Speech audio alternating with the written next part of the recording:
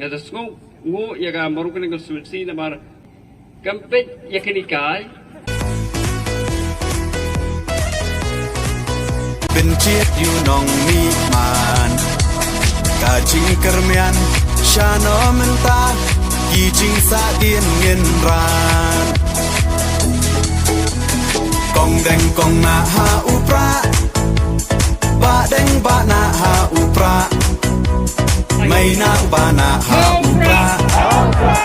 lama ngin ra ha upra trong ke Shillong parliamentary constituency ni long kibro kibasta ngai kuple shiburia ya ki nong song shirong jong kamarung keneng constituency ngata tangan ta kacing songo kaba ngada songo shisha na bara por bangisiang ikene ka party bun kibro kiba parlok jonga bro habang siang ke PPP hajaga ban aimen sim kiar khiban yong to chai punya siang to isu aimen sim na no men ya position no imile election kempisa mi beat in the sian ne yo kita kibro bakrian dengan kelong kum kimi ya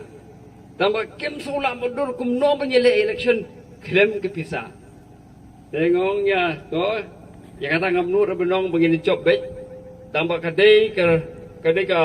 jingket kli bat kadai ka kamram ko jong i kum kibro kibadon ke jingket kli ya ke jela bengin le ndien ye na ka benta kari bat kejat benro at least ngin hikai ki bro balada kim kala man ta suniam ro at least hadin san suniam shu suniam kanwan ke jingkala dindai ngada somo sibunia ya kamarung keneng kawin constituency ka ba hawana ningkong o yosngong jingong ki bro kanika BPP ke pendiang yu bro bab ta bekrian nan krian degiyong ba tip ka no burian yo na ka marung keneng constituency ta itu bro ni thora dindai ngada sngong ngu ya ga maru kene konstituensi na mar kampet ya kani kampet ya kani kai ngano ya pbi ya ba kumbana kanai ngap ong ya te na marwa menagane ya kajingkrian jong MDC jong ga maru kene konstituensi siapanga article 371 oh kacing stenak kata kasur bu krian so shock mashit bahai so bang mahaban sngap tang ba baro khoi ba bakalalut jadi betul exam lah kalau tu kena betul bon pitch, hampa kudu no hikai isu ai bet du cross bet isu ai bet unot.